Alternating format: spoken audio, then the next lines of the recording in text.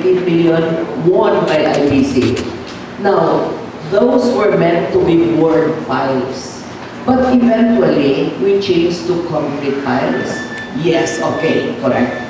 Now my question is, how was it that there indeed was a separate bidding for board piles, and had that continued and had it been accomplished, the superstructure would have been bidded separately? Whose idea was it? Because eventually, the next move was foundation and superstructure and bid.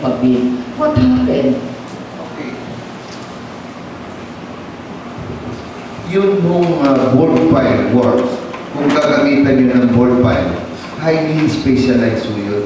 Hindi ho lahat ng kontraktor may alam na ganong klaseng specialization. Pero may nanalo sa bidding.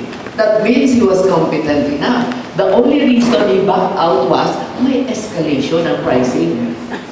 Yun ho kanyang presyo, hindi lang mo niya inano, back up po nung isang specialist na ang pangalan ho Advanced Foundation. Yun ho ang expert, hindi ho itong BCI. IBC. Pero Ramin, pwede naman palang concrete piles. Bakit board piles ang pinabid? Mahal masyado ang board piles. Alam naman natin yan. You had Caparos eventually. And Engineer Caparos is a well-known structural engineer. Pwede naman palang concrete piles. Bakit pinaseparate na board piles na mahal masyado? Hindi ako... That's why I'm asking. Hindi ako special. Okay, so that's why I was asking you. Hindi ko masasagot. Okay, thank you. Anyway, ang board piles, ang naging usan sa mga flyover, inapumpong na mga kabilya. I was just wondering, nga aging separate pabiting na board piles foundation niya.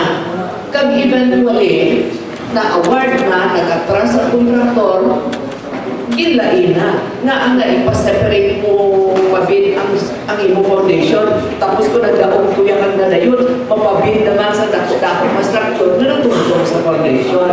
Eventually, pag-atras sa itong bidding bidder, nagpabid sila from foundation up to superstructure. Pero concrete piles, ang concrete piles, priyas na sa mga poste.